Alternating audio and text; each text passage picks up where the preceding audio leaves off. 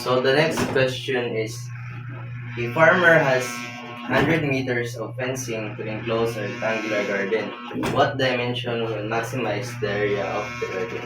So, ato pangitaon kay ang area sa rectangular. Then the perimeter of the rectangular is perimeter is 20 meter. Then in order to solve the perimeter, ang formula ay 2L plus 2W is equal to 20 meter. So, ang perimeter. Then, ato na siya i-simplify ng equation. So, ang simplified form kay 1 plus W is equal to 10. Then, substitute na itong value sa i-combine like terms or i-transpose to the other side ang W. So, 10 minus W. Next is, ang area sa rectangle is length times width. So, A is equal to 10 minus W. So, substitute na ito ang value sa L. So, naman natin nakuha ang equation. So, L is equal to 10 minus W times W is equal to 10 minus W squared. Then, ang vertex formula is equal to negative b over 2a. Then, our a, from this equation, our a, timum ni siya ang kanang pair sa kanang squared sa variable sa equation. So, ang value sa w squared is negative 1, imaginary. So, automatic na negative 1. Then, ang value sa b kay 10. So,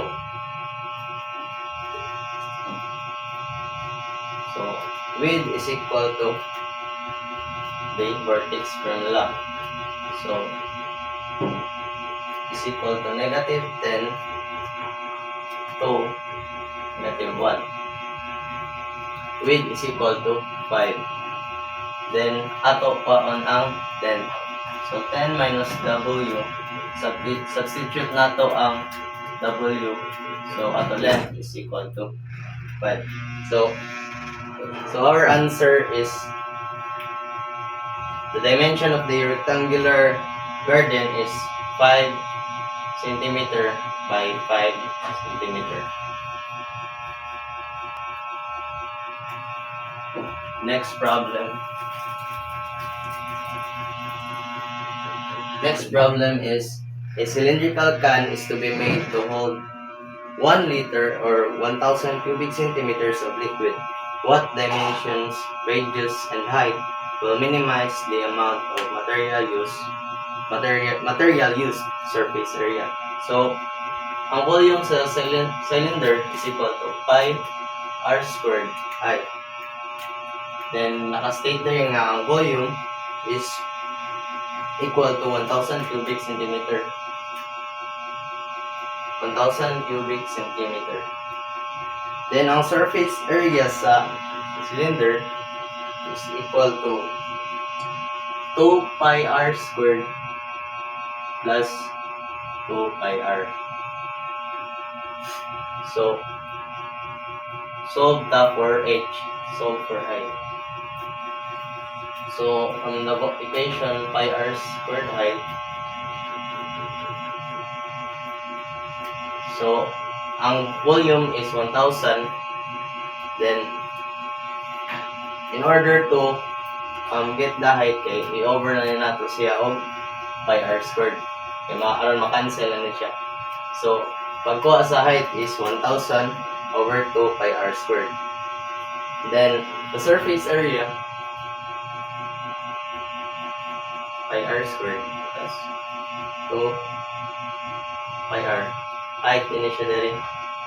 Then ato i-substitute ang height, which is 1,000 over pi r squared. So ato surface area is 2 pi r squared plus 2,000 over r. So now take note that the ato diameter is 2 times radius in siya per me. So let's solve for the radius. So diameter is equal to height. Then height is equal to 2 radius. So the volume is pi r squared height. Then ang ato height, pi r squared is equal to 2r. So 2r cube is equal to 1,000. Then r cube is equal to 1,000 over 2 pi. Then cube root both sides para ma-cancel.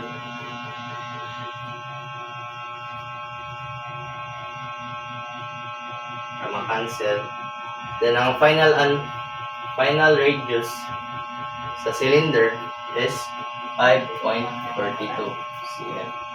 So ato na pod pangitaon ang height.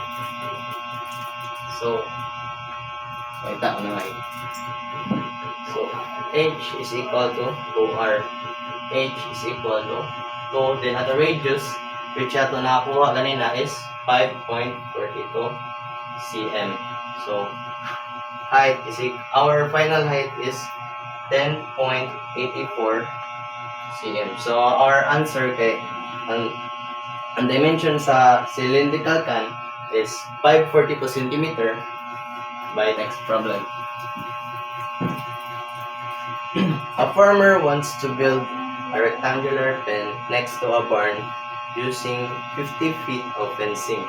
The barn forms one side of the pen, so only 3 sides need fencing. What dimensions will minimize the area of the pen? So ato i-write sa ang equation based sa kanang perimeter sa rectangle. So L times 2W is equal to 50. Then solve for L ta. Solve for L. So L plus 2W is equal to 50. So L is equal to, so ato lang i-transpose ang 2W dito sa gas. So 50 minus 2W. So muna ang value sa 2L. Then ang area of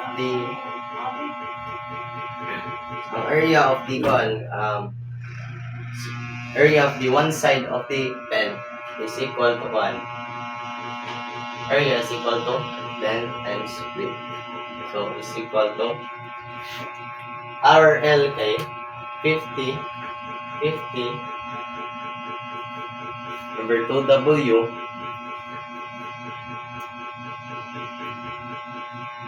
times W.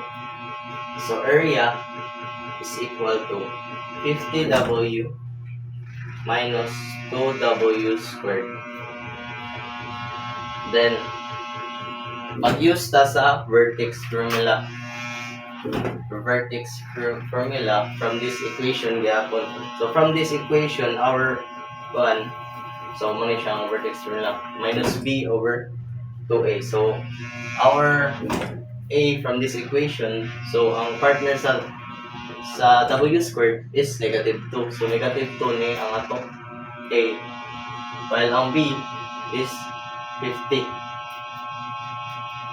So ato i-calculate ang width by substituting the value of A and B. So width is equal to B, negative B, so negative 50 to our value of A is negative 2. So width is equal to 12.5 feet. Then ato i-calculate ang length. So length is equal to 50 minus 2W. L is equal to 50 minus 2. Then ato width is equal to 12.5 feet. So ato final length is 25 feet. So ang area is length times width is equal to 25, 12.5 feet is equal to 50 feet. So ang final answer is 25 feet by 25 feet. Ano siya ang final answer? So next question.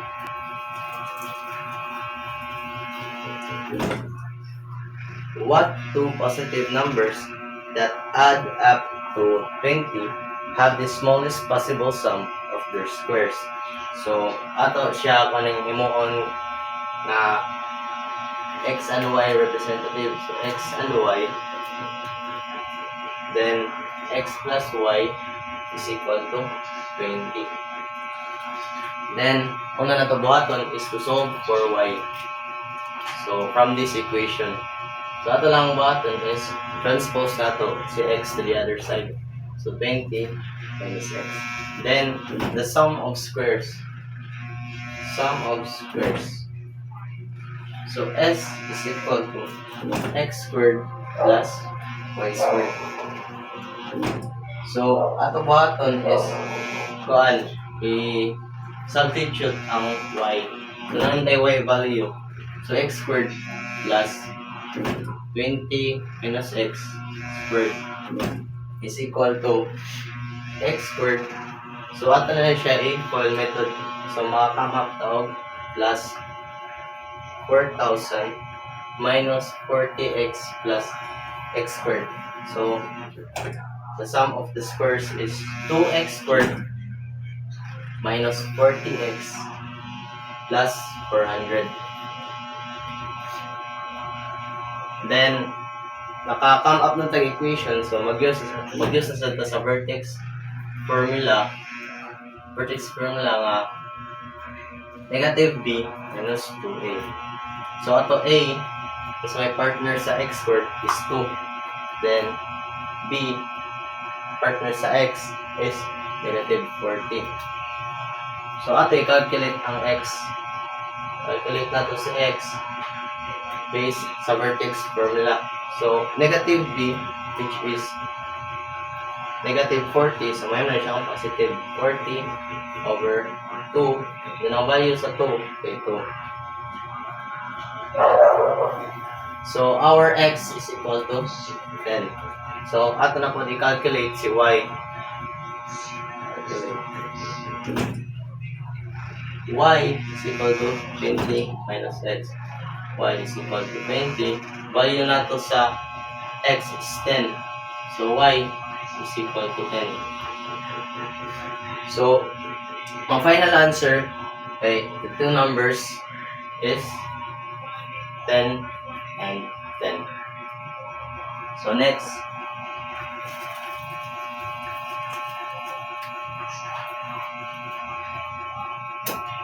a rectangular field is to be enclosed by a fence and divided into two equal rectangular fences by another fence parallel to one side. If 600 meters of fencing are available, what dimension will maximize the total area of the field? So, L, nasa kanan ang perimeter sa rectangle. So, L is plus 3W. Naka-state that area kay 600 meters. So, bato na po, first step is to solve for length or solve for L. So, L is equal to 600 minus 3W. So, ato lagi transpose si 3W. Then, come up ng equation, mag-make use ta sa vertex formula. vertex formula, which is negative b to a. So our a is equal to negative 3 and our b is equal to 600. Then the area of the rectangle is length times width. So our L is equal to, ato lang i-substitute ang L, 600 W times W is equal to 600 W squared. So ato i-calculate na po nato ang width. So width based sa gapon sa vertex formula. So RB is equal to 600 over 2 ang value sa A is equal to negative 3. So ang final width na to is 100 meters. Then natin i-calculate ang length. So L is equal to 600 minus 3W. L is equal to 600 minus 3. So ato width is 100. So ato lang i-substitute CW.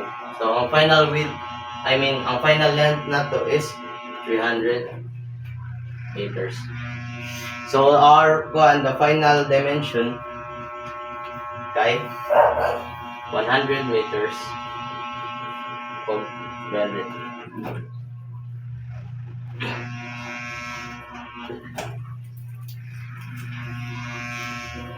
So next question. An open top box is to be made by cutting squares of equal size from the corners of a 12 inches by 12 inches pieces of cardboard and folding up the flats. What size squares should be cut to maximize the volume of the box? So from this problem, maka-create ang equation that ang length is equal to 12x minus 2x. Then ang width, same maghihapon ang width 12 minus 12 minus 2x, 12 minus 2x width, 12 minus 2x. Then ang height kay x lang. Then ang volume of the box kay L times width times height. So ang may tabo is i-multiply taning tulo. So 12 minus 2x times 12 minus 2x is equal to x. So x, ato lang ipalahi ang x kay ato ni siya equal method. So maka-come up ta og 144 minus 48x minus 4x squared plus deltas. Then ato ni siya i-factor out. So today. So ato buhaton is derive tani siya nga equation. So the derivative of b with respect to x. So dv over dx is equal to 12x squared minus 96x plus 144. So napa din siya yung final answer eh. So ang volume is equal to 4x cubed minus 48x squared plus 144x. So from this equation, muna siya ang derived form. So ato na siya i-equate into 0. Ito na yung butang line. 12x squared minus 96x plus 144 is equal to 0. Then ato siya i-simplify. Since kanina equation kay divisible by 12. So final answer kay x squared minus 8x plus 12 is equal to 0. Then ato i-factor out kayo na equation. So makakamagtag x minus 2 then x minus 6 is equal to 0.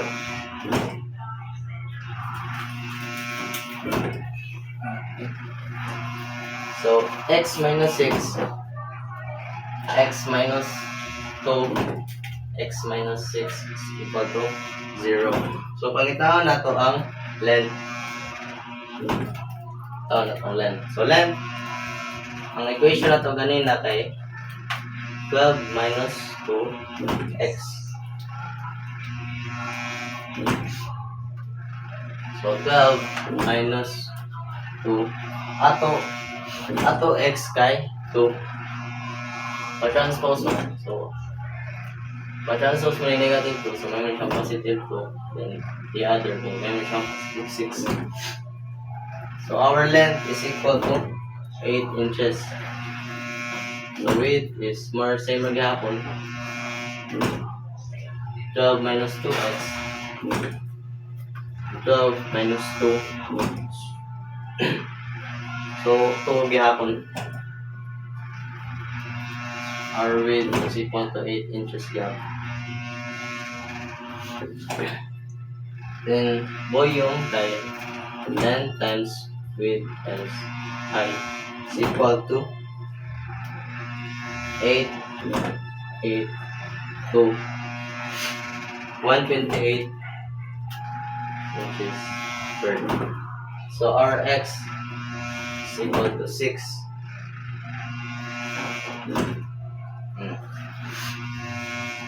So ang final answer day, ang dimensions, the sizes of the square kay, sizes of the square that needs to be cut kay 8 inches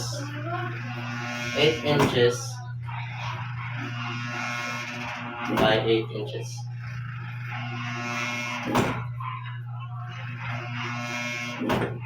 Mga siya ang final answer. Nakam up naman nato ang width o ang length.